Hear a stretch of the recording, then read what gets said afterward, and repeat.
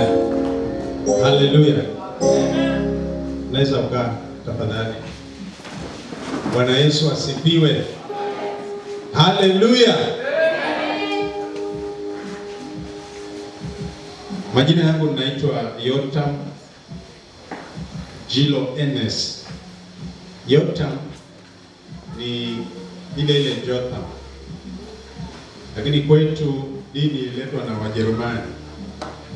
Jotham wanaita Yotam. Jina langu naitwa Yotam Jilo Enes. Nimeokoka na mpenda Yesu. Mungu amenibariki na mke mmoja. Nina mke mmoja peke yake na ni wa kike, na Mungu pia ametubariki na watoto wawili, yule wa kwanza na yule wa pili. Wa pili anashikilia hiyo nafasi, huwa ni ya muda, ni ya kupokezana. Bwana asifiwe. Pia nachunga kanisa kunaitwa Hola, kanisa la Christ the King International Pentecostal Fellowship. Usijali hilo jina refu, limesajiliwa tu kwa kule Nairobi, lakini mbinguni haliko. Hilo jina hakuna mbinguni. Majina yangu ndiyo yako huko. Bwana asifiwe. Na nashukuru Mungu pia kwa sababu ya huduma hii na mchungaji wenu. Pia nataka kuita sababu ni mwangalizi wa roho zenu. Yuko sahihi alipomuita askofu, kwa sababu yeye ukesha kwa sababu ya nafsi na roho zenu. Bwana Yesu asifiwe.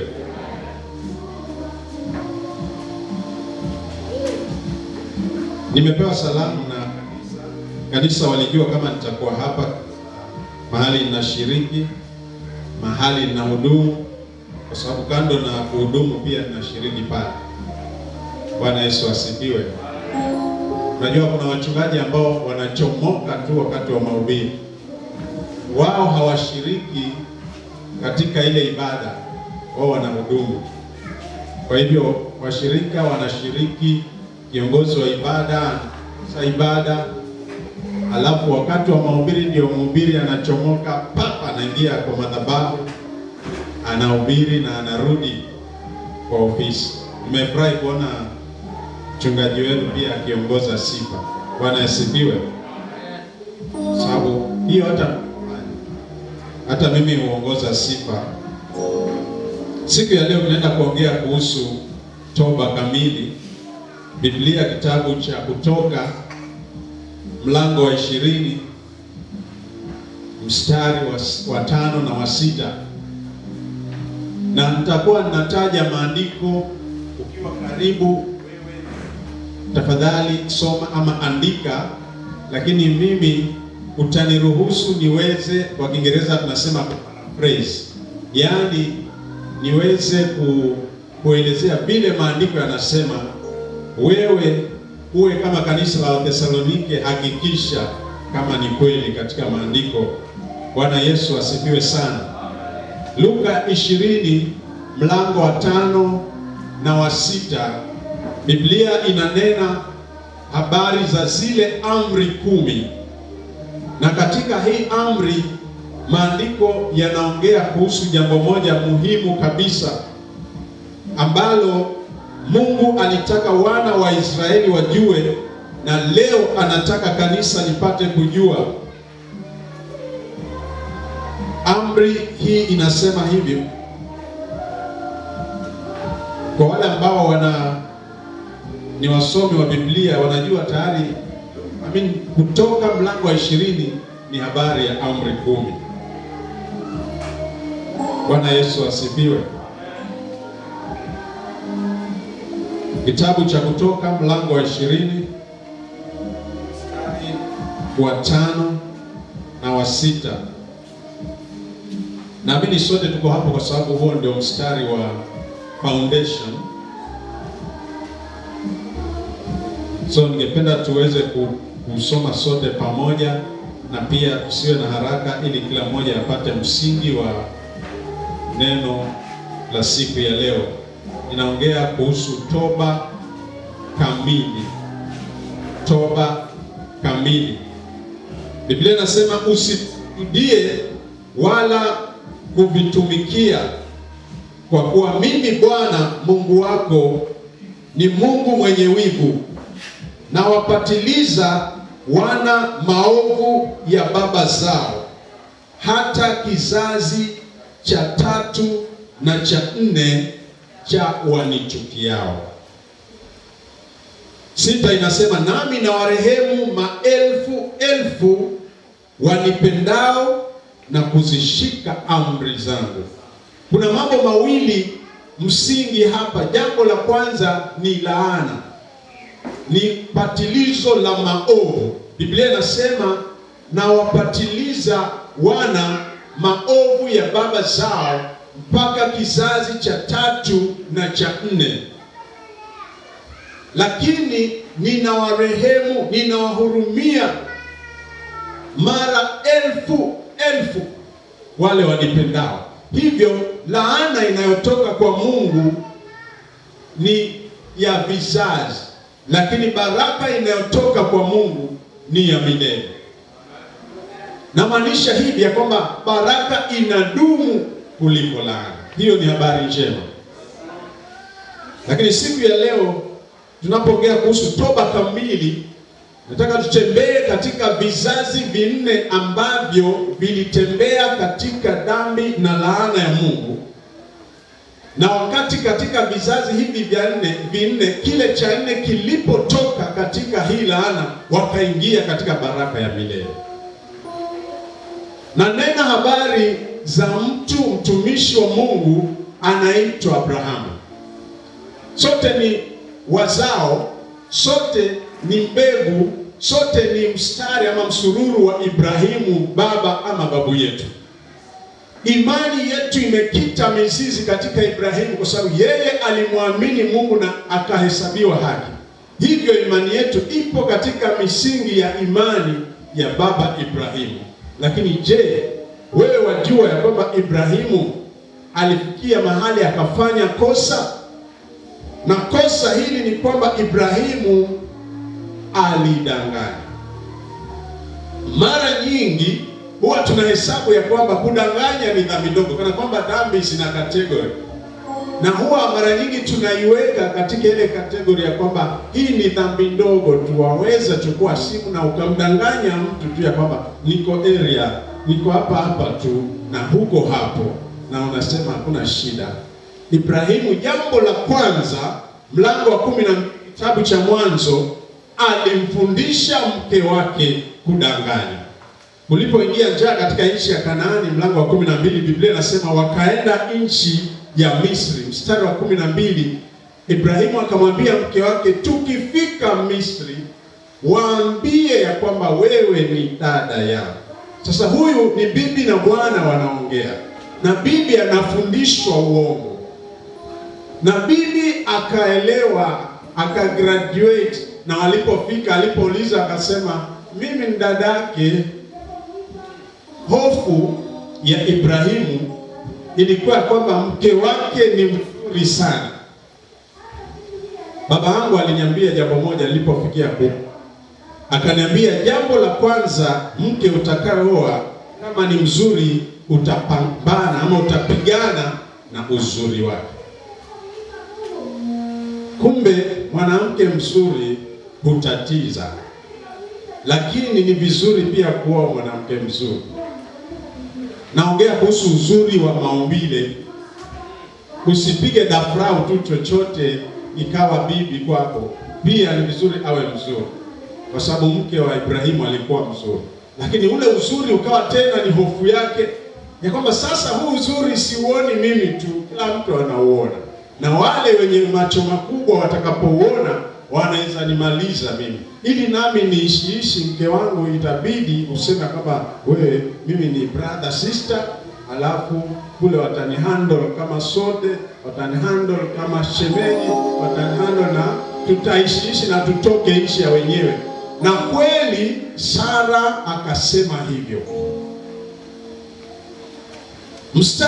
Mlango wa 20, Ibrahimu wakaenda tena nchi ya Gerari.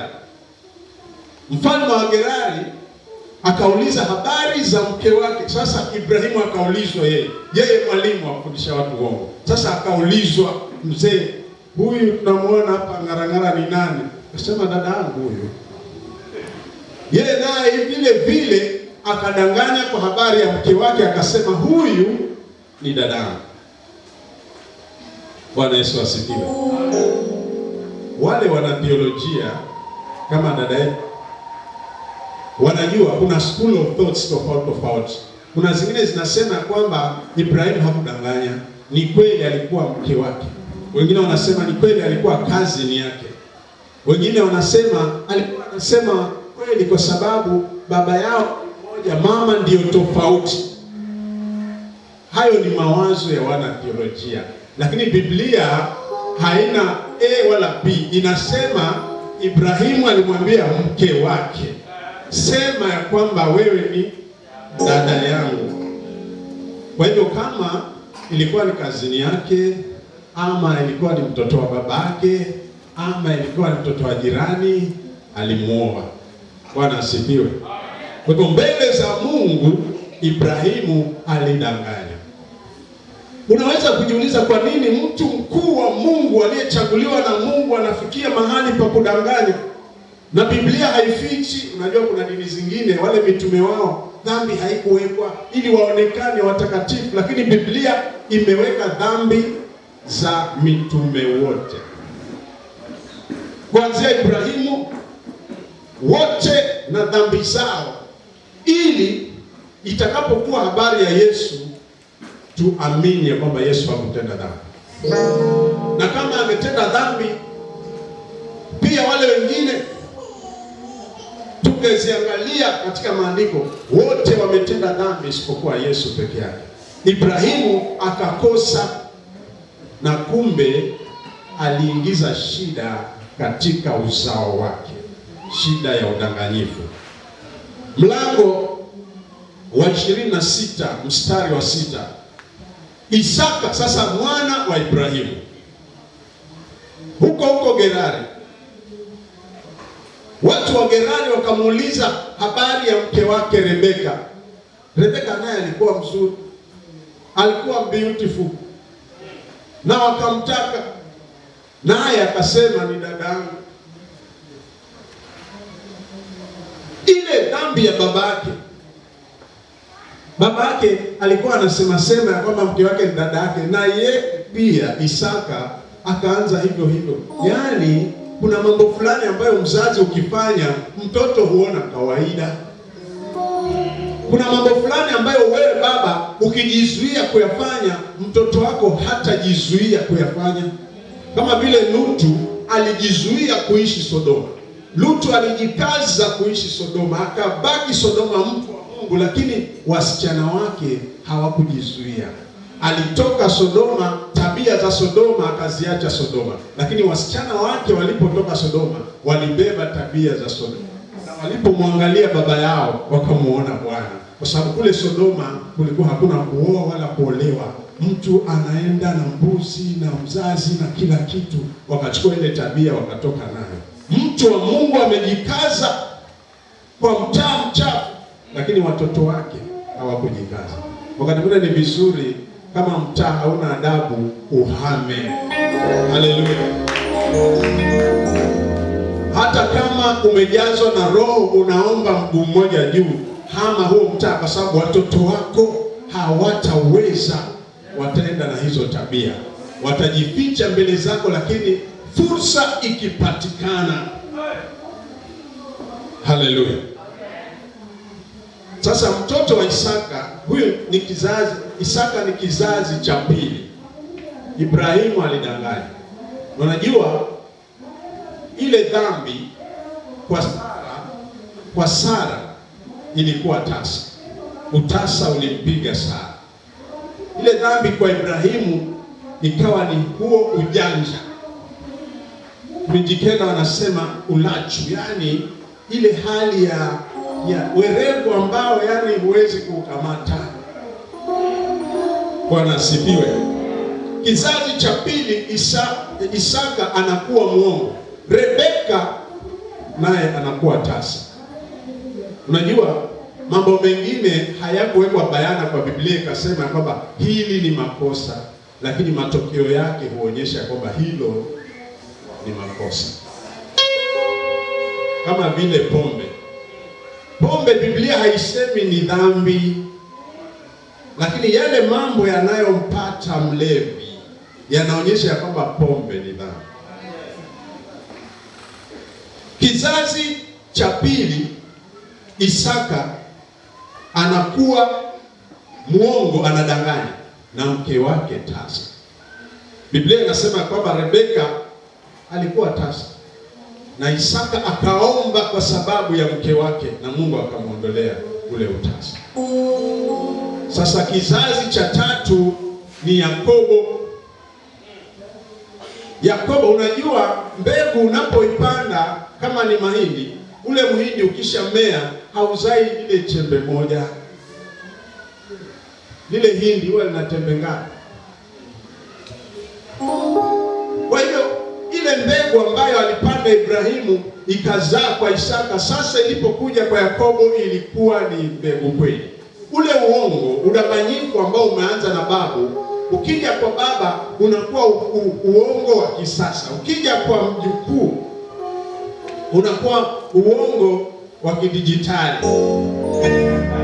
Na ukija kwa yule mwingine sasa unakuwa wa kimtandao. Basi Yakobo kwa mpigo alimdanganya baba yake mara 7. Haleluya.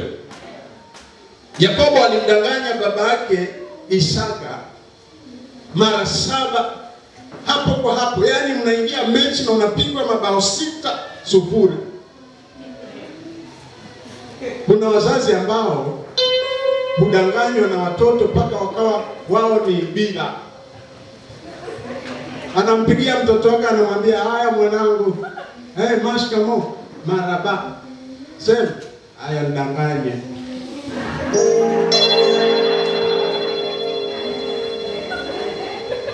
Yaani huyu mzazi amedanganywa mpaka yani sasa amekolea. Yeye mbele ya watoto wake hana la kusema. Wakishuka tu na magari wakiingia, anaambia mimi namsubiri, mseme kile mtasema, alafu mjikusanye na magari yenu mniache hapa. Yote ambayo mnasema hayo nimesikia, lakini najua mmeshafanya na mmeenda.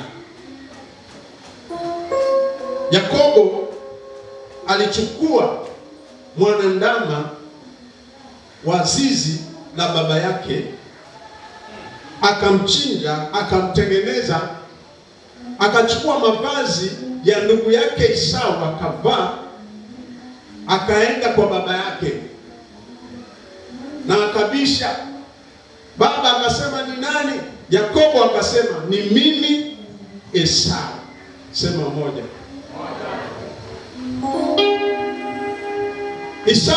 Isaka akamuuliza, mbona umekuja mapema? Akasema, Mungu amenisaidia. Na ilikuwa ni mama yake ndiye alimsaidia. Yeye alisema Mungu amenisaidia. Akamwambia, ni nini hii umeleta? Akamwambia, baba, inuka ule mawindo. Na si mawindo, ni mbuzi wa huyu mzee. Yaani ondoka, ilikuwa ni wazi, baba ondoka ule mbuzi wako. Lakini hapa ni swala la udanganyifu ili aweze kumnyang'anya ndugu yake ile haki ya kijana wa kwanza. Akamwambia, nimefanya kama ulivyo niambia. Na kwani aliambiwa wapi? Aliambiwa ni Esau. Yakobo akasema, Isaka alimuuliza mara ya pili, ni wewe mwanangu, kwa sababu alikuwa ana wasiwasi. Ni wewe mwanangu. Akasema mara ya pili, ni mimi. Akamwambia kuja karibu nikuguse. Alikuwa amefunga ngozi kwa mikono, kwa hivyo akampelekea pale mahali ambapo pana ngozi, akamwambia ni mimi baba, gusa. Yaani baba anafungwa mabao tu, anafungwa mabao tu, anafungwa mabao tu, anakubali. Akasema sauti ni ya Yakobo, lakini ngozi ni ya Esau. Njoo mwanangu nikupatie. Kumbe amevaa nguo za Esau, kwa sababu mzazi huwa ana harufu ya kila mtoto. Kwa hivyo alimleta mkumbatie ili anuse zile nguo zake. Kumbe alikuwa shamdanganya, shavaa nguo za yule. Alipomkumbatia akakubali mzee, akisema wacha nikubariki. Akambariki zote, baraka zote, yaani ile kumbariki kweli kweli. Alafu alipomaliza, Esau akaingia. Yakobo akasema, na nani alikuwa hapa? Isaka akauliza, nani alikuwa hapa mbele? Bila shaka ndugu yako, lakini ishapita. Yakobo amemdanganya baba yake mara 7 hapo hapo. Ya kwanza akamwambia mimi ni Esau. Ya pili akamwambia nimefanya kama ulivyoniagiza. Ya tatu akamwambia ondoka ule mawindo yangu. Ya 4 akamwambia ni Bwana aliyenisaidia. Ya 5 akamwambia, akamwekea mikono ambayo amedanganya, akaweka ngozi. Ya 6 akarudia mara ya pili, ni mimi Esau. Na ya 7 akawa amevaa nguo za ndugu yake, akamdanganya babake. Yakobo, matokeo yake ni kwamba Yakobo aliweza kuondoka pale nyumbani, kwa sababu Esau alisema baba ni mzee, nikitandika huyu dogo, huyu kijana, baba atakufa. Wacha baba afe aondoke ndio nimtengeneze huyu. Yakobo akasikia, na mama yake akamwambia ndugu yako anajifariji, anasema ngoja baba afe ili akuoe. Kwa hivyo hama, toroka. Yakobo akatoroka na akamwambia enda kwa ndugu yangu Laban. Akatoroka akaenda kwa Laban. Sasa kule akakutana na mwanamke mmoja mrembo anaitwa Raheli. Akampenda. Akamwambia mzee Laban, nipatie huyo awe mke wangu. Laban akamwambia sheria za hapa, unafanya kazi miaka 7, maana yake nakuona wewe maskini huna pesa. Fanya kazi ule mshahara nitakata miaka 7 ndio uweze kuoa huyo. Akafanya miaka 7. Ilipofika siku ya harusi, ni ziko kama za Kiswahili hizo, akaingia harusini, akapewa msichana amefunikwa taji, ndio maana siku hizi tunasema mfungue uangalie, na akaenda kwake. Siku ya pili kumbe ni Lea. Akaja kwa mzee akamwambia, mzee mbona umendanganya? Mzee akamwambia Yakobo, hapa kwetu kwanza mkubwa aolewe ndio mdogo. Kwa hiyo kama pia wataka huyu, fanya miaka ingine 7. Yakobo bado akafanya miaka ingine 7, akapata mke mwingine, akajikuta na wake wawili.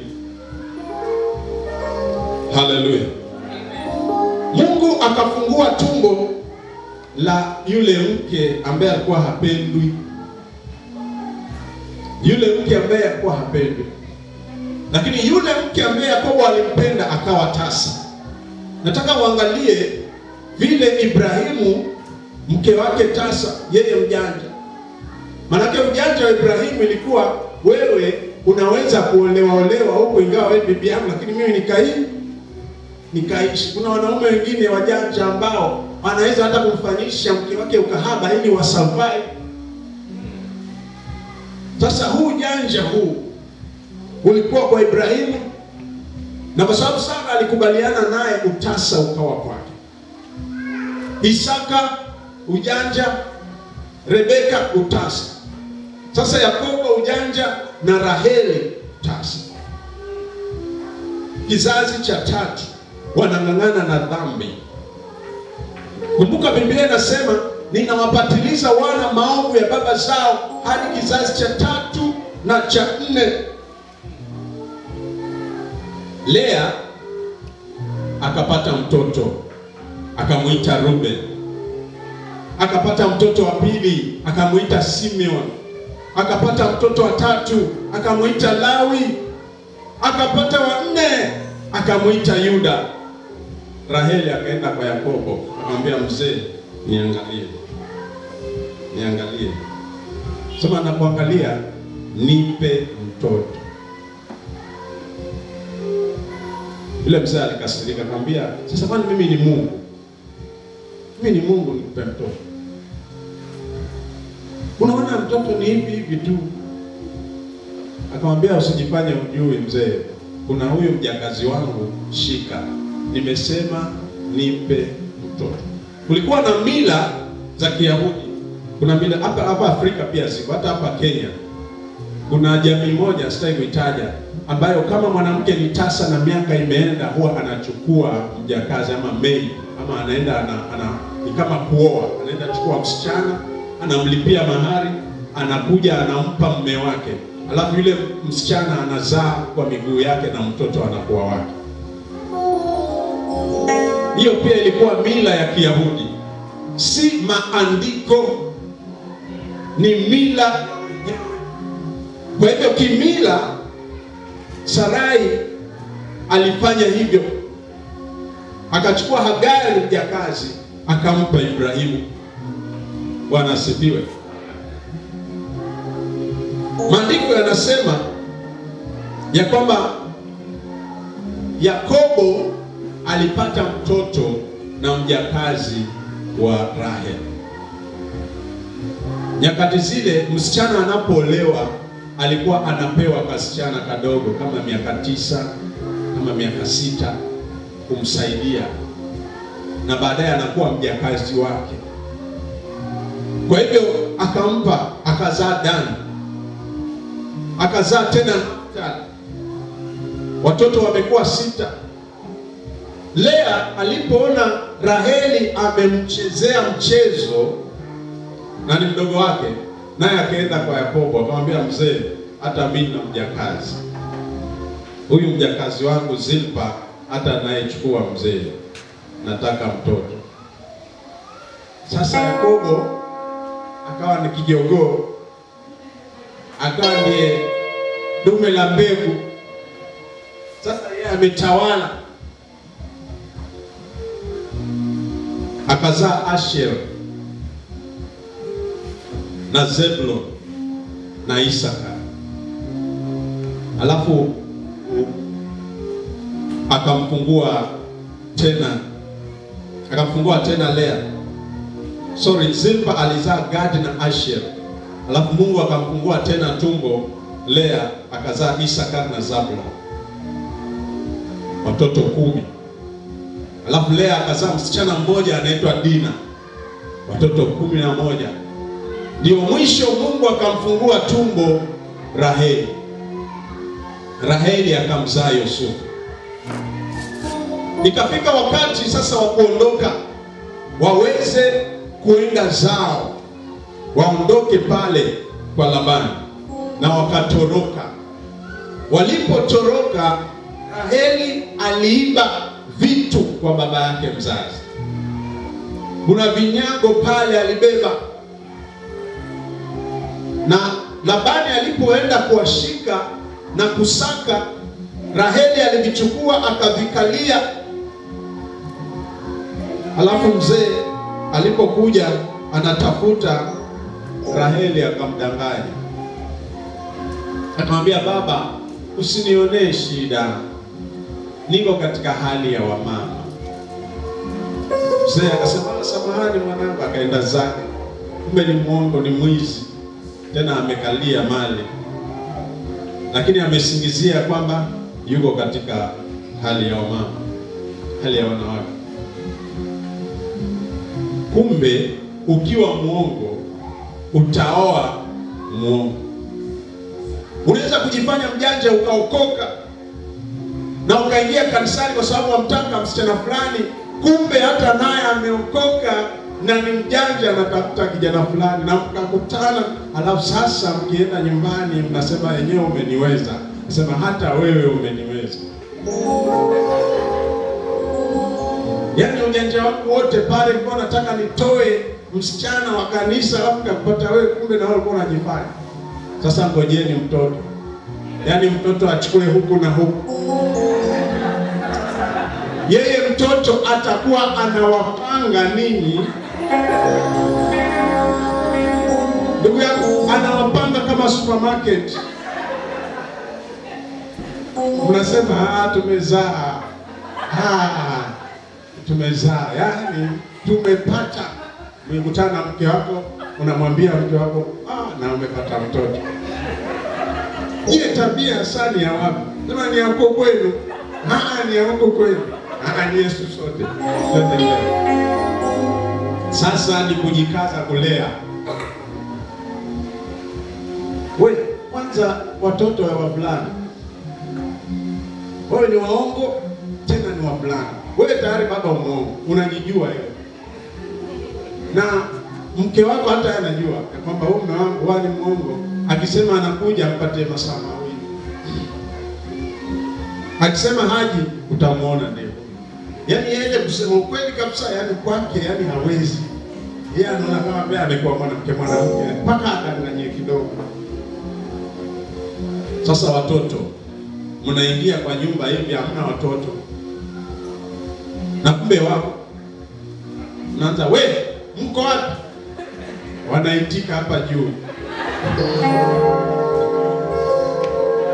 Mmoja yuko juu ya kabati, mwingine yuko kwa hii truss kabisa, hii truss. Abia, dadi tuko hapa. Wewe. Tulikuwa tunakuenjoy tu. Yaani mmenizoea.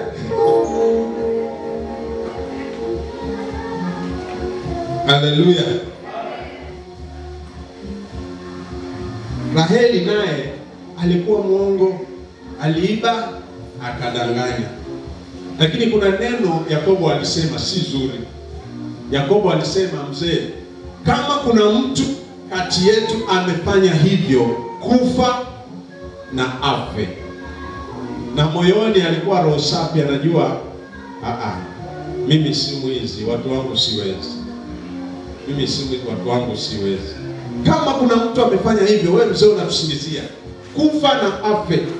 Na kumbe Raheli ni mjamzito, alidanganya tu. Hakuna mjamzito ambaye ana hali ya wamama. Wale wamama wanaelewa, anadanganya tu. Siku ya kuzaa, walipofika Betheli, akafika kuzaa. Wakati wa uzazi Raheli alishindwa, akafaulu kuzaa mtoto, lakini yeye roho ikakatika. Akamuita Benoni, lakini babake akamuita Benjamin, mtoto wa 12 wa kivulana na msichana mmoja. Lakini Raheli akafa na akazikwa. Yakobo akabaki, mke aliyempenda ameenda, lakini amemwachia watoto wawili. Mmoja ni kidogo kinanyonya, kinatunzwa pale na Bilha, na yule mkubwa kijana miaka 12 anaweza tembea.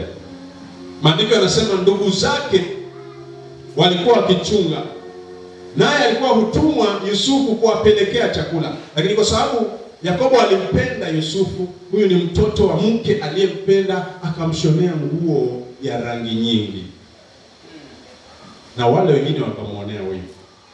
Na alikuwa anamuweka karibu kwa sababu huyu mtoto vile anajielewa, anajua kwamba mama yake amekufa. Kwa hivyo lazima baba akae karibu na yeye, akampenda sana, akamshonea nguo tofauti, na akawa hamwachilii aende kuchunga. Lakini siku moja akamtuma aweze kwenda kuona hali za ndugu zake. Na kumbe wale ndugu zake alikuwa akiwaambia habari ya ndoto, ya kwamba nimeota, jamani, nimeota masuke ya ngano yameninambia, tena nimeota siku ya pili kuna jua na mwezi na nyota 12 vimeninambia. Sasa wakati utatawala, yaani utakusema jua ni baba, mwezi ni mama, nyota 12 sisi tukuinambia wewe, umjinga.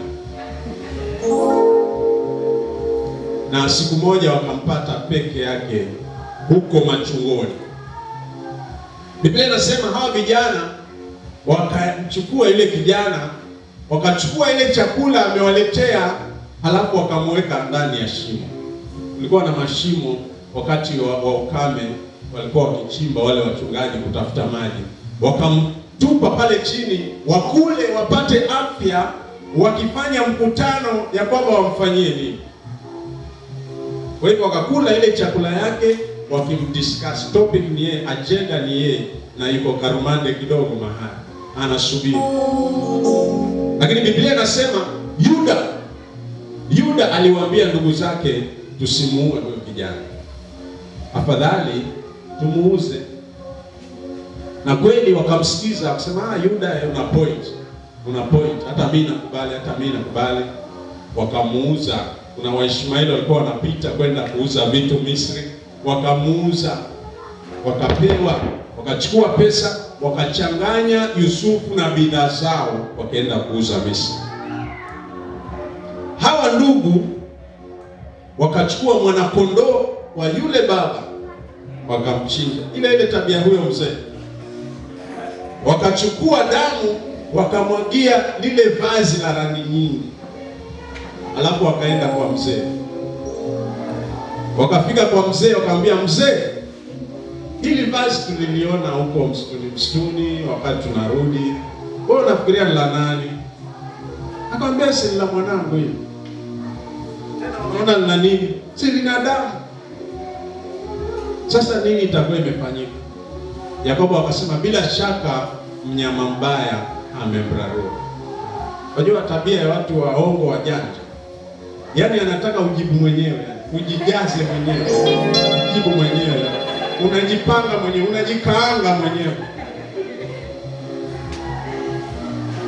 Yakobo akasema, hili la mwanangu, damu, bila shaka ameraruliwa. Basi akaomboleza, lakini wao wana pesa mfukoni. Mzee anaomboleza, wao wanatoa kidogo kutumia. Mzee anaomboleza amefiwa, wao hata wako biashara. Wakamdanganya baba, na baba akakubali mtoto wake amekufa, akaomboleza, akamaliza. Sasa mtoto ambaye alibaki naye, ambaye hana mama, hana ndugu, ni Benjamin. Akawa amemweka Benjamin hapa sasa. Biblia inasema njaa ikaingia katika nchi. Haleluya. Njaa ikaingia katika nchi. Kumbe mambo ya Mungu kule, Yusufu amekuwa gavana, amekuwa mkuu katika nchi ya Misri, na sasa njaa imeingia kama ile ndoto, na sasa yeye ndiye anasimamia chakula ulimwengu mzima. Yakobo akawaambia wanawe, wale waongo 10, mbona mnatazamana? Si muende Misri, nasikia kuna chakula huko. Chukueni fedha, nendeni nunueni chakula na muweze kuleta ili tusife kwa njaa.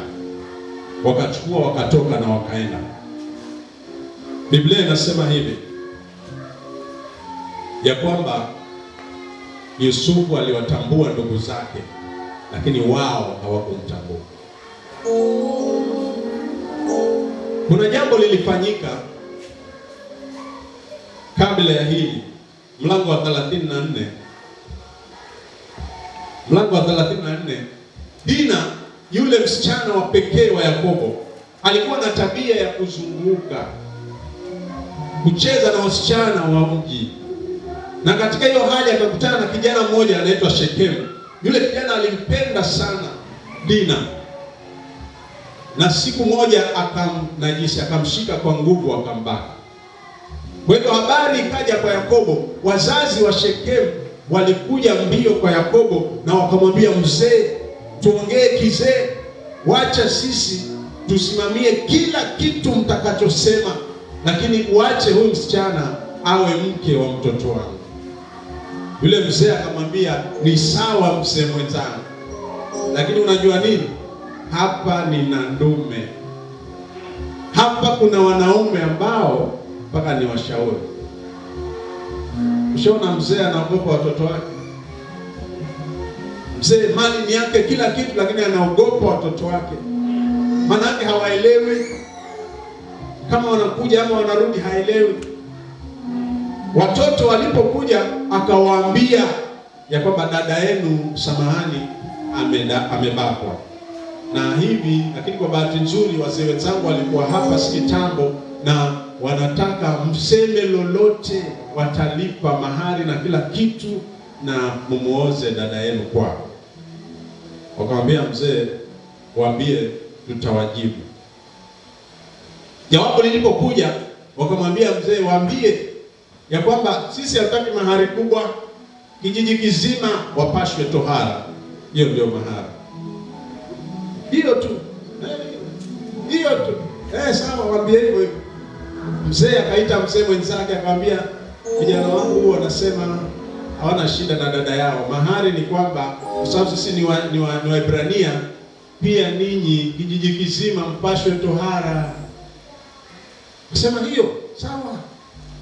Alikuwa ni mzee mwenye pesa, alikuwa katika ule mji. Kwa hivyo akatangaza na wanaume wote kijiji kizima wakapashwa tohara. Mlango huo wa 34 kuanzia mstari wa 3, Biblia inasema Simeoni na Lawi wakanoa panga zao. Sasa watu wa Shekemu wamepashwa tohara siku ya 3, wana vidonda, hawawezi kukimbia. Simeoni na Lawi wakaenda kufyeka nyasi, kufyeka nepia grass, wanaenda kufyeka tu, hakuna ukimbia. Alafu wakaja wakaweka panga zao mbele ya baba yao, zina damu. Yakobo akamwambia, mmeshaua mtu. Akamwambia, sasa walikuwa watakaje? Sasa ninyi mtanifanya hapa mtaa, hapa miji yote nichukiwe na watu. Kwa hivyo wewe uliona vizuri dada yetu kunajisiwa. Yakobo akanyamaza. Bwana asifiwe. Ako na wanaume vijana hatari. Kwanza ni wadanganyifu na wanaweza kufanya chochote. Sasa walipofika Misri, Yakobo aliwatambua na akaona, ndugu zangu waongo wazuri wanakuja kutafuta chakula. Akawatambua, na walipokuja akawauliza maswali yale ya moja kwa moja. Wao hawajui kama ni ndugu yao, wanaona ni mkubwa fulani hapa mkorofi. Akamwambia, kujeni hapa ninyi, simameni hapa kwanza, mnaonekana ninyi ni wapelelezi, chakula mtasubiri, mashughulikia wengine. Wakati wapiga akamwambia, mtaingia jela, mnafikiria mimi nafanya mchezo? Ninyi ni majasusi. Wakasema, sisi ni watu wa kweli wa Mungu. Unajua mtu muongo anasema mpaka yale ambayo kuulizwa. Ni watu wa kweli wa Mungu, watoto wa baba mmoja. Tena kuna ndugu yetu amebaki mdogo, na kuna ndugu yetu mmoja hayuko. Yaani wakamwaika kila kitu. Lakini Yusufu aliposikia kuwa babake yuko hai na ndugu yake, alijificha, akaenda kulia kwanza. Alafu akarudi akasema, itathibitika yale nimesema, mtaenda gerezani. Akawafunga. Wakiwa gerezani wakasema, hapo serious? Siku 3. Wakaanza kuongea kikwao. Sasa wanalaumiana, wewe nilikwambia mambo yule kijana, wewe nilikwambia tusimuue. Kwanza wewe ndio ulileta wazo wa kwamba tumuuze. Sasa hatujui amefanyika nini. Damu yake iko juu yetu. Yusufu akiwasikia analia. Wanazozana, wanakosana ndani ya gereza. Siku ya 3 akawatoa, akamwambia, mimi ninamcha Mungu. Wakashangaa, huyu mkubwa anamcha Mungu zaidi yetu, ndio watu waongo, lakini sisi ndio wa Mungu. Akawaambia, endeni kwa nyumba ya baba yenu, lakini nyuma abaki Simeoni. Simeoni yule ring leader wakata wanaume kule abaki. Akamweka gerezani Simeoni, alafu akamwambia wale wengine endeni. Alafu zile pesa ambazo walikuwa wamenunua chakula zikarudishwa kwa magunia yao.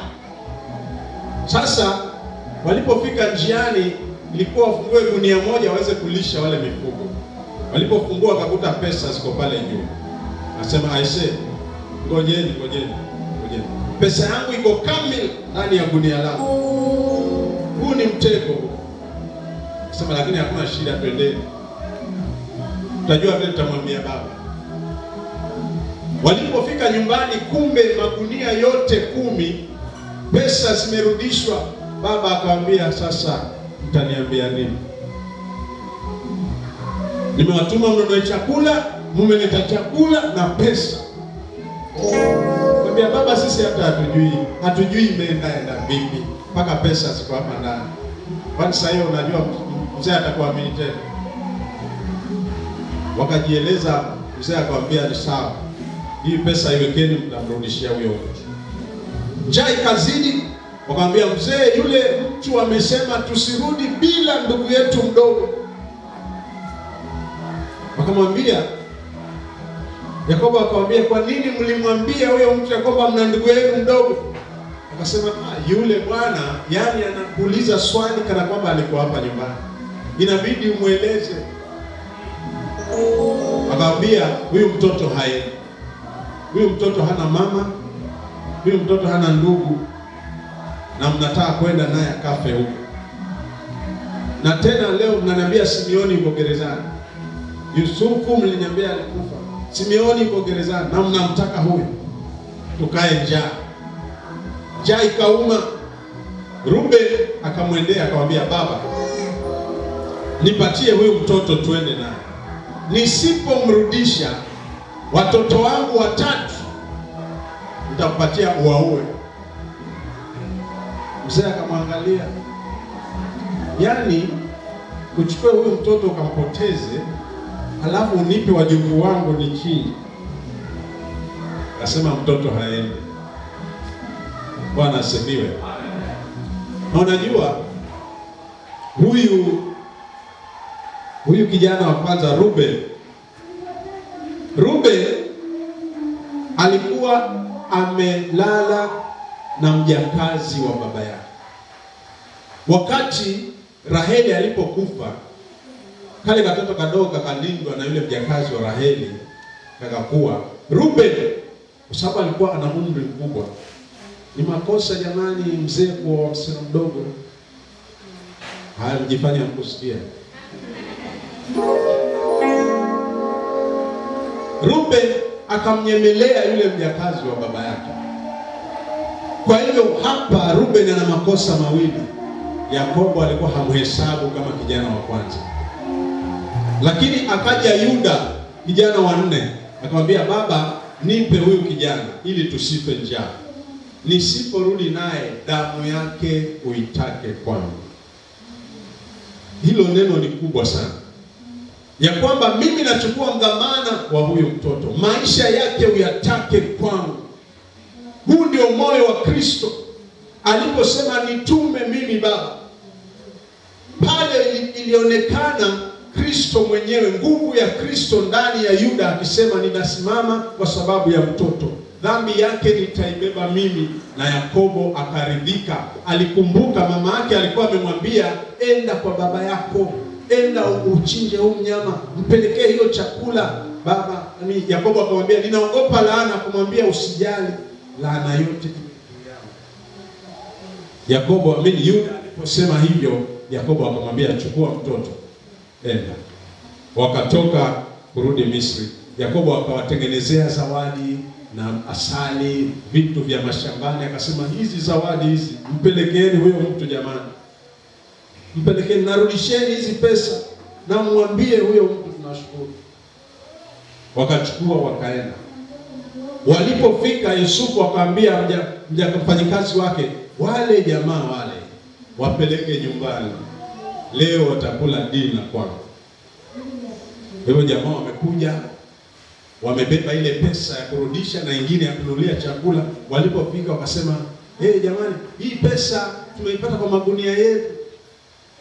Wakauliza, ni pesa gani? Hii pesa tulipata kwa magunia yetu, iko kamili, na tulikuwa tumekuja kununua chakula. Awali akamwambia, Mungu wenu pengine amewafadhili. Kwa taarifa yenu, leo mnaenda kula kwa mkubwa. Wakasema basi,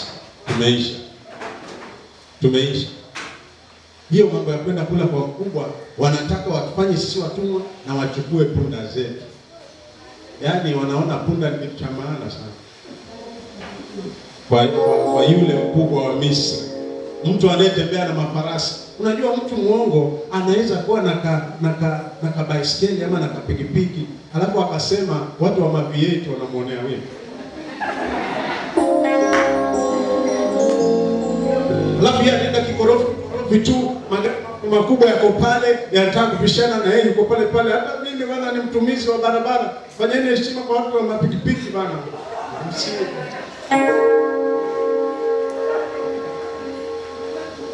Unatatiza mji na kapikipiki. Watu wana gari kubwa zinataka kupishana, wafanye shughuli ya pesa. Wewe nawe umening'inia kwa barabara, utakufa. Watakukanyaga alafu wakulipa. Bwana asifiwe. Wakasema wanataka kutunyang'anya hawa punda wetu. Walipofika kwa mkubwa, wakapangwa kuanzia mkubwa mpaka mdogo. Simeoni akatolewa gerezani, akaja akawekwa. Na unajua pale Yusufu alikaa, mkubwa kama alikuwa huku, ilizunguka meza, alafu yule mdogo alikuwa upande. Kwa hivyo bila shaka Yusufu alikaa na Benjamin na Ruben. Sasa wakati chakula kinatolewa, ilikuwa nyinyi mnapenda chapati. Chapati moja. Ikifika Benjamin 5. Nini ingine mnapenda? Kuku. Haya, mguu kuku. Ikifika Benjamin, miguu ya kuku. Na teremsha na soda. Ikifika Benjamin, soda. Wakasema kuishi. Wangejua vile yule mtoto tumemtoa kwa shida kwa baba, hawangemlenga. Mbona wanaanza kumpa chakula kingi? Kuisha. Sisi hapa yani kuisha, wanaambiana, nilikwambia mambo yule mtoto. Hapa leo arudi nyumbani. Nilikwambia usimuue mtoto, alikuwa analia na nilikuwa nasikia shida wakati analia yule mtoto. Bila shaka yule mtoto amekufa. Yusufu akisikia hivyo anaenda analia, alafu anajikaza, anarudi anakaa. Angalau ndugu zake kizazi cha 4 watubu dhambi ya uongo. Bado wamening'inia, wameshikilia. Dhambi inatesa vizazi 4. Hiki cha 4 kinapata tabu, lakini wamening'inia tu. Kuna watu ambao saa hii wako kizazi cha 4 na wanang'ang'ana, yaani nyumbani kwao hawaolewi. Hata kama wameolewa hawaishi na bwana. Yaani nyanya alikufa bila mume, mama pia amelea watoto bila mume, na yeye pia ndoa yake imemharibikia na anamshuku msichana wake. Wanateseka, lakini wamekaza tu. Wanasema tuko sawa. Kuna watu ambao wanateseka na ugonjwa wa mifupa tangu baba mpaka mjukuu. Baba alikufa na kidonda cha sukari, baba akafa na kidonda cha sukari. Tangu tulikuwa havijulikani kama ni vidonda, mpaka ikaja ikajulikana, mpaka leo watoto wana sukari na wajukuu. Wamejikaza tu. Sasa Yusufu alipoona ndugu zake hawatatubia, akatamani kumchukua ndugu ya mama yake, his full brother, kwa sababu mama yake amekufa na hawa watamfanyia ubaya. Akachukua kile kikombe ambacho alikuwa anatumia pale, ikawekwa kwa gunia la huyu mdogo, alafu akawaambia nendeni. Wakatoka. Sasa wamefurahi, wako wote wako salama. Najua ni watu wa kijijini wamekuja mjini wakala vya mjini, sasa wanatembea wakifurahi wakijisifu. Simeon vipi? Habari ya jela, lakini jela kubaya, lakini leo nashukuru mezani ni kama mbele ubaya wote ndio umaliza pale mezani. Nini rarua kurarua? Tuko sote. Isaka, Dan, Benjamin. Tuko sote. Lakini Benjamin ulilengwa wewe. Na ulizikula. Wanatembea. Mara akaja yule mkubwa. Yule msimamizi wa nyumba ya Yusufu. Kaja mbele yake kwa farasi mbele yao, akamwambia ninyi ni wezi. Wakamwambia sisi ni watu wa kweli wa Mungu. Na ikiwa kati yetu, wanapenda kuwapa, na ikiwa kati yetu kuna mtu amefanya hivyo, sisi tuwe watumwa na yeye afe. Jamani, simseme polepole. Wakaapa, wakaambiwa itakuwa kama mlivyosema. Kila mtu afungue gunia. Kisha akawapanga mkubwa mpaka mdogo. Wakafungua magunia kikorofi. Alafu yeye anajua kiko wapi kikombe, lakini akaanza kule mwanzo akachakura, akachakura mpaka kwa Benjamin kikombe ndio hiki. Akamwambia sasa ninyi wengine mnaweza enda, lakini huyu atakuwa mtumwa wangu. Akamchukua akamweka kwa farasi. Unajua punda haona mbio. Akamweka kwa farasi, akatangulia naye Misri. Wakabaki kimya.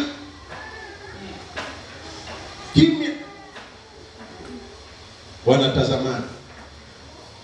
Lakini Yuda akakumbuka ya kwamba mimi nalichukua dhamana wa mtoto. Mimi nilimwambia baba ya kwamba mtoto asiporudi amtake kwangu. Kwa hivyo wacha nikamtetee mtoto. Bwana asifiwe.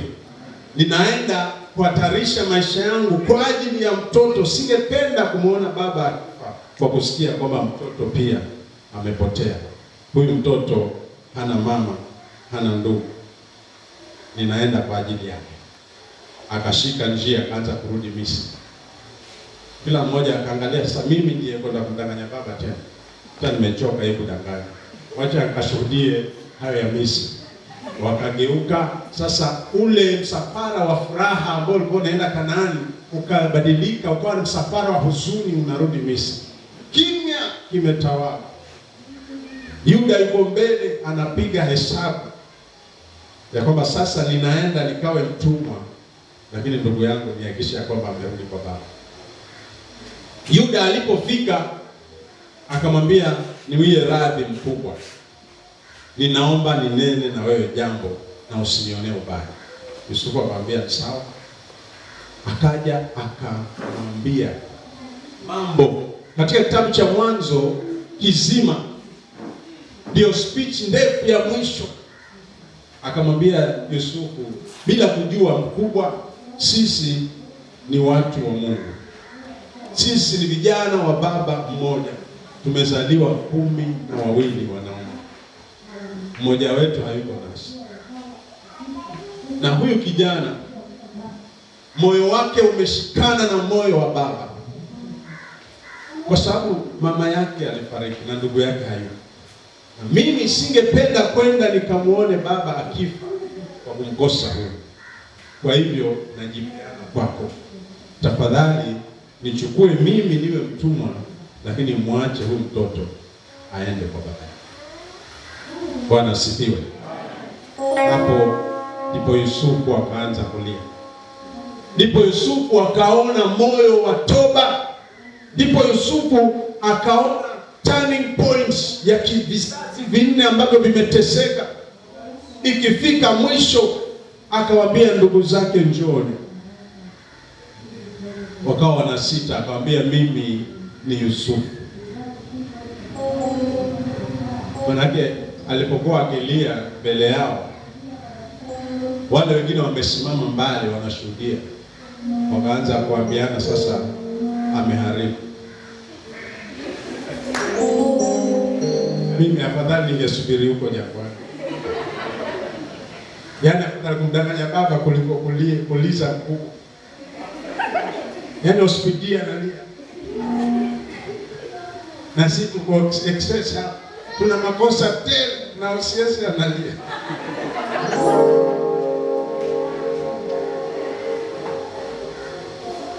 Lakini kumbe amegusa moyo wa Yusufu, akamkumbatia, akawakumbatia ndugu zake.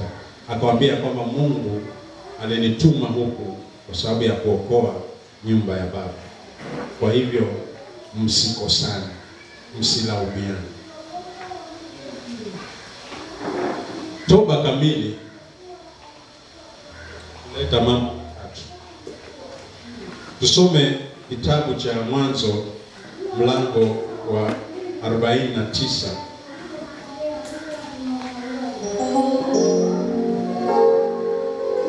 Mwanzo 49.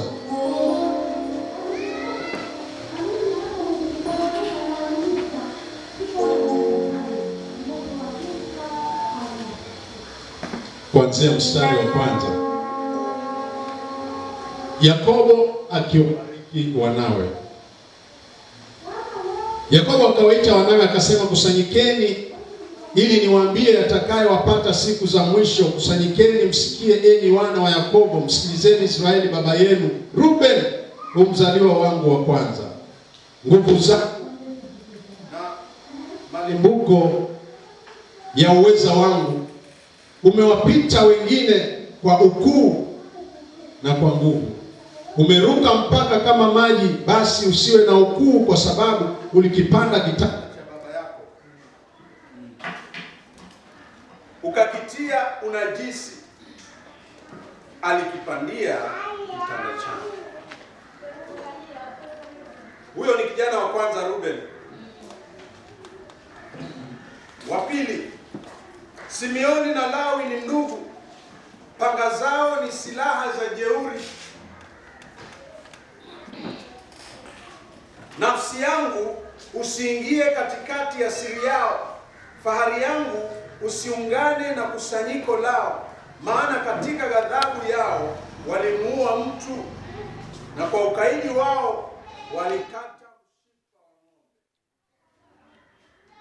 Ghadhabu yao na ilaaniwe, maana ilikuwa kali, na hasira yao, maana ilikuwa haina huruma. Nitawagawa katika Yakobo, nitawatawanya katika Israeli. Mstari wa 8, kijana wa 4. Biblia inasema, Yuda, ndugu zako watakusifu. Mkono wako utakuwa shingoni mwa adui zako. Wana wa baba yako watakuinamia. Yuda ni mwana simba, kutoka katika mawindo mwanangu umepanda. Aliinama akajilaza kama simba, na kama simba mke ni nani atakayemwamsha?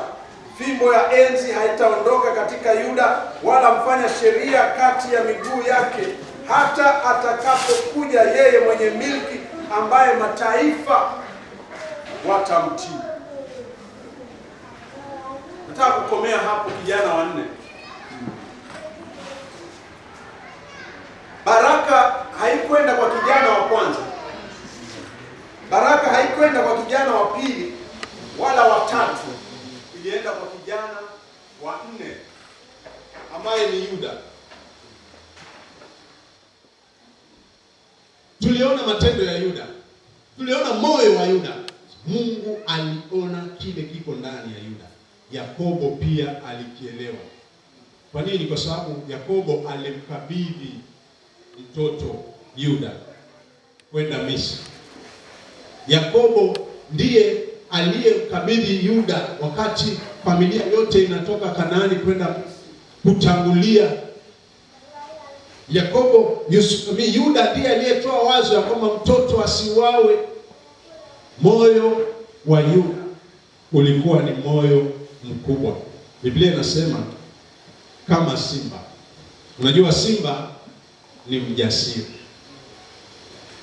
Simba akipita hapa nje, ninyi hapa ndani, malaika zote zitasimama. Mtasikia kwa mwili na ngozi, lakini yeye yuko kwa mji wa wenyewe na hana wasiwasi. ataingia kwa zizi la mbuzi wako, wewe ndio utababaika na mbuzi zako. Yeye mgeni hata hana wasiwasi, atararua na kukula hapo, abarishe na aende.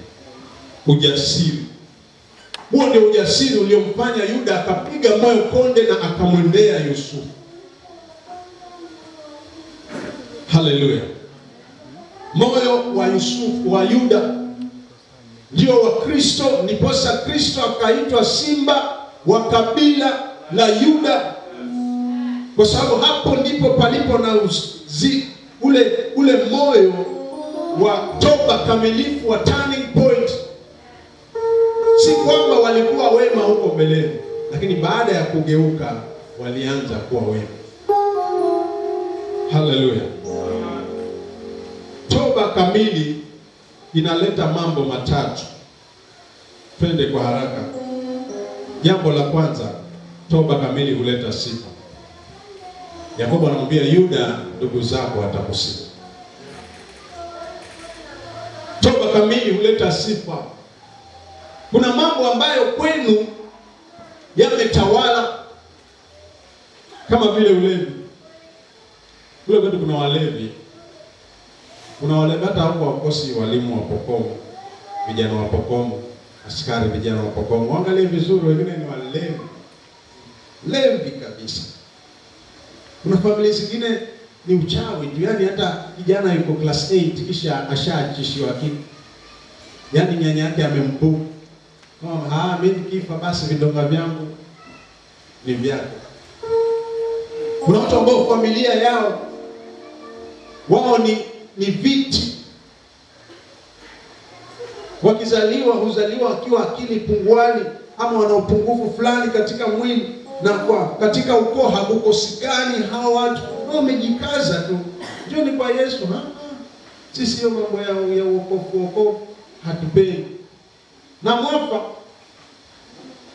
na hampendi, na mnaisha mnazika kila mwaka, alafu hivi ya Mungu hampendi. Hapa ndio kuna turning point ya kwamba uzao wenu unaweza kuwa katika dhiki kwa vizazi vinne, lakini yakitokea mmoja mwenye ujasiri ataleta sifa katika hiyo ngoma. Kwa familia yetu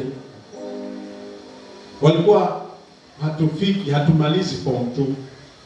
Yaani mtu anaolewa kabla form 2. Na yule brother yetu mkubwa akapewa bibi akiwa form 2. Lakini sisi tulipokoka tulipita. Niliokoka class 8, kambe nilijua na form 2. Kaokoka nikapita kila, na wale ndugu zangu wote huko nyuma wamepita. Hii kutosoma hii kumbe nao ni pepo. Kumbe nalo ni pepo, kwa sababu na babu yetu ambaye alikuwa hapati kitu, anapata 0, akasema haya mambo ya kusoma potelea pote. Na ikawa sasa hata wale watakaosoma inakata. Haleluya! Toba huleta sifa kwa familia, na wakasema kama si kijana fulani, kama si msichana fulani, tungekuwa tumemalizika. Kama si huyu, sisi tungekuwa tumeisha. Lakini kwa sababu alikuwa Mungu, leo tumekuwa boma ya wacha Mungu. Watu hutuona na furaha leo, tunaweza kumudu tabasamu kwa sababu yake. Toba huleta sifa. Jambo la pili, toba kamili humweka adui chini ya miguu yake. Vijana wawili wa baba mmoja.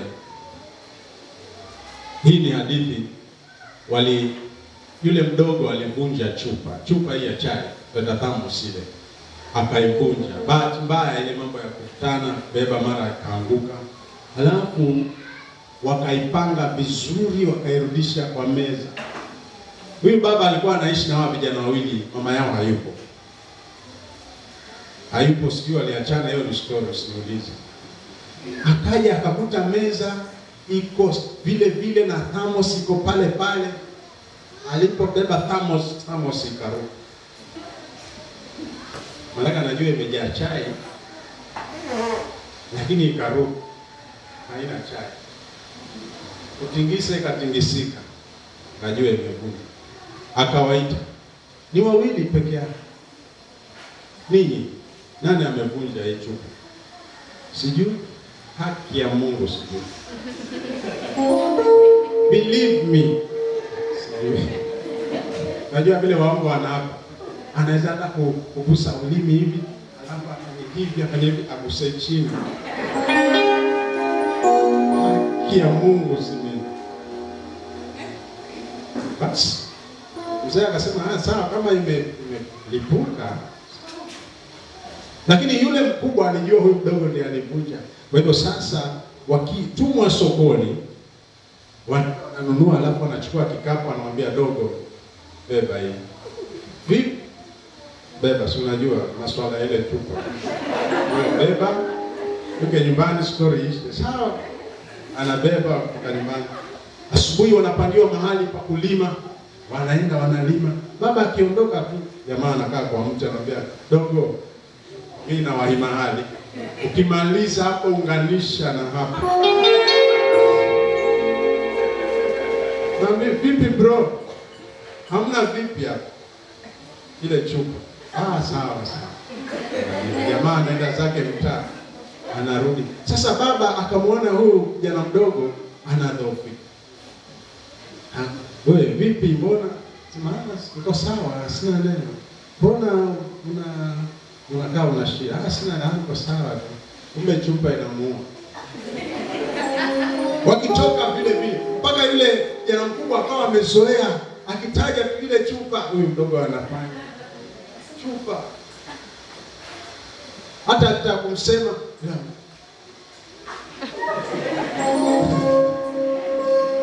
sasa ikafika mahali huyu mdogo akasema no, hii chupa itaniuma. Afadhali niende nikaombe msamaha. Akamwambia baba, mimi nataka kuona. Lini? Nataka tu kuona. Njoo nione sahihi. Kaingia. Nini?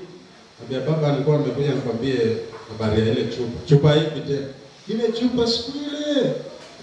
Ile tukasema imevunjika. Tukasema hatujui. Sasa ilikuwa ni mimi ndiye nilivunja. Namwambia sawa, siku nyingine kiulizwa sema ukweli. Hivyo tu. Enda. Akawa anashangaa, yani hii historia tu imeisha hii. Yani hivi ndio imeisha. Si chapwe. Hakuna bakora. Mbona nimesema ondoke hapa. Basi kama kawaida ni kuanza na kulima, alafu sokoni walipoenda wakapimiwa kila kitu. Mzee alipoenda ndio akasema sasa baba, vipi? Kumaliza hapo naunganisha hapo, mimi niko nini? Unajifanya huko sikia. Nimesema ukimaliza hapo unganisha na hapa. Sema sababu ile chupa ipi? Unajifanya unijue. Ni hivyo sijui chupa ipi. Naenda kumwambia baba, enda ndiye yule hajatoka.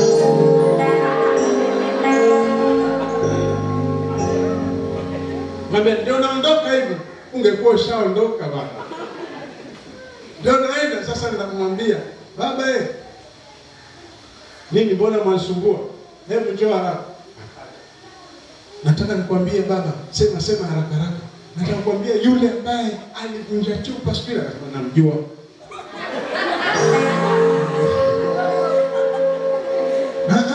Ile chupa ya siku ile, siku hiyo. Halafu rudi ukafanya kazi. Akarudi kinyonge.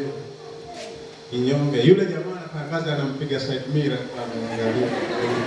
Anasikia raha, kumbe toba ina raha. Haleluya. Kumbe unapotubu sasa, adui yako huwa yuko chini yako. Unasikia tu kama kabla hujatubu anakutesa. Shetani anakuambia unajifanya unaomba. Hivi umesahau jana sasa unashinda Yesu. Hebu tubu. Haikukumbusha kumbe Yesu amekusamehe na ameweka dhambi zako mbali kama vile mashariki vilivyo na magharibi, ndivyo ameziweka na hazikumbuki tena. Kwa sababu ya toba. ujasiri. Ukitubu na kusamehewa unakuwa jasiri. Na hili ndilo linalotupa ujasiri, toba kamili,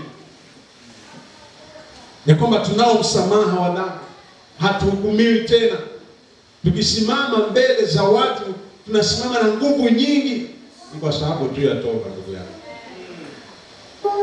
Kwa sababu kama hujatubu, ukisimama zile dhambi zako huwa zinarewarewa hapa mbele, huwezi kuwa na ujasiri. Nasema hilo asanteni. Unaondokea kwa sababu dhambi zako zimerewarewa mbele yao. Biblia inasema Yuda ni mwana simba. Ndio tabia ya simba. Watu wanaotubu si rahisi, inataka ujasiri kutoka kwa familia yenu, uende mbele ya madhabahu, utubu kwa ajili ya familia iweze kukombolewa. Inahitaji ujasiri. Bila ujasiri utatoka, hata baada ya ujumbe huu utatoka uende nyumbani na mkaendelee na shida zenu. Na unajua imewatesa babu, baba, sasa iko kizazi chenu na watoto wanasubiri. Kama unaopenda hawa watoto, utapiga moyo konde kama Yuda, useme naenda kwa Yesu Kristo, nimwambie mambo yetu, aondoe hali hii. Haleluya. Toba kamili kuleta utawala. Biblia inasema fimbo ya enzi haitaondoka kwa Yuda miguuni pako hadi mfanya sheria atakapotawazwa. Toba kamili inaleta utawala. Baada ya kusimika, baada ya kuanzisha kizazi cha waliotubu katika familia yenu, inakuwa turning point yenu, na kuanzia hapo jina lako ndio linasimama. Yuda akasimama katika nyumba na familia ya Ibrahimu. Mtawala aliyekuja Yesu Kristo amepewa jina la Yuda. Kitabu cha Ufunuo, simba wa kabila la Yuda, jina la Yese atachipuka. Haleluya. Nataka tuombe. Mungu ametusaidia, sijui kama nimetumia muda gani, lakini naamini Mungu amenisaidia. Nataka tuombe. Kuna mambo ambayo wewe